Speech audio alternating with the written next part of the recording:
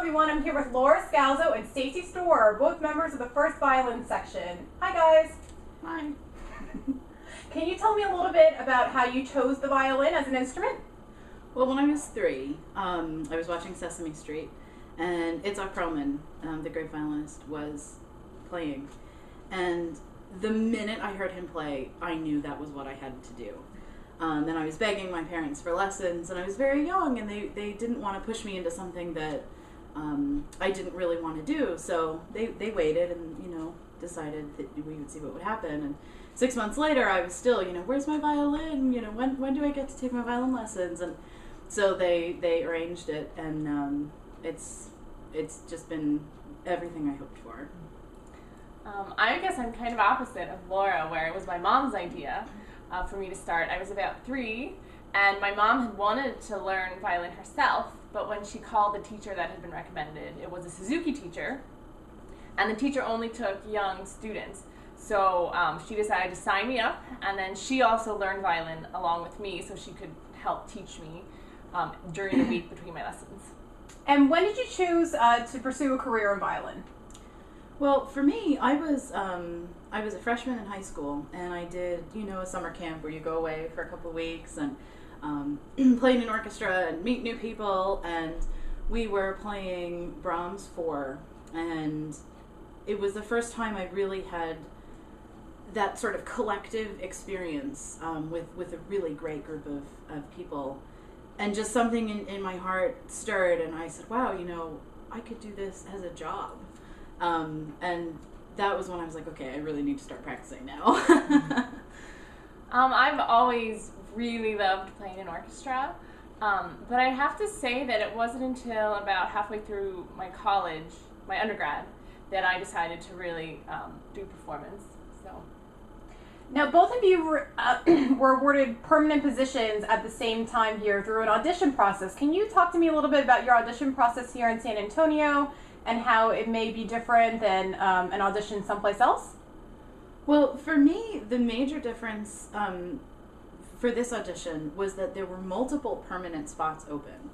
And, I advanced through the rounds, which were pretty typical of other auditions that I had taken. The list was pretty standard, and I actually met Stacey on the very last round, and I remember thinking, wow, she seems so cool and fun, and it was really nice because, I knew that there was a job for both of us if we each played well, and that was a really refreshing mindset, and I think that's one of the reasons why I played well on the final round. Yeah, definitely.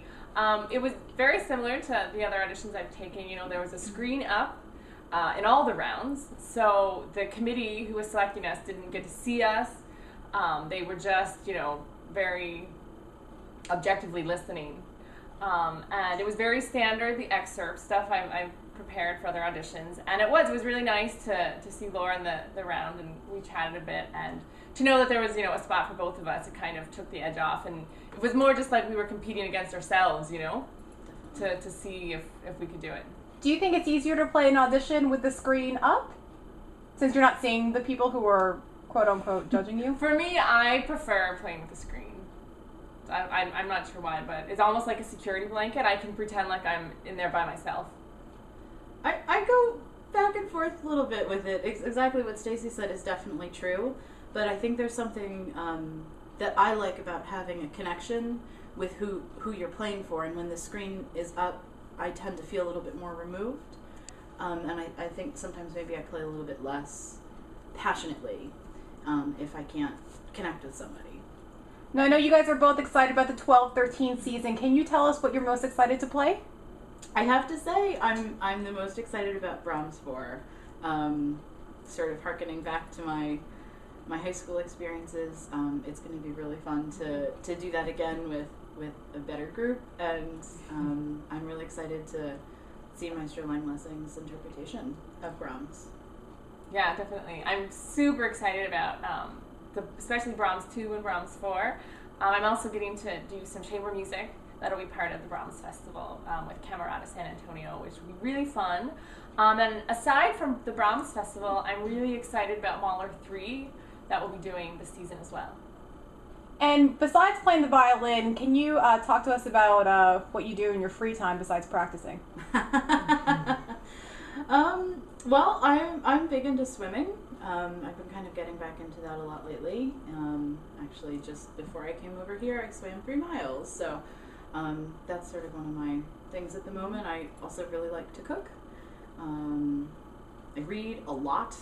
Nonfiction, fiction, pretty much anything. I actually go swimming with Laura sometimes. Yeah, so she came with me the other day. I like to swim a lot. I really like horses, although I haven't gotten into that yet here. I like to play a lot of chamber music. I have a lot of that going on right now. And I really like Thai food, and I love Gordon Ramsay shows.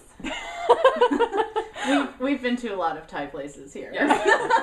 Well, thanks guys for joining us, and we look forward to hearing you this season. Thanks, Karina.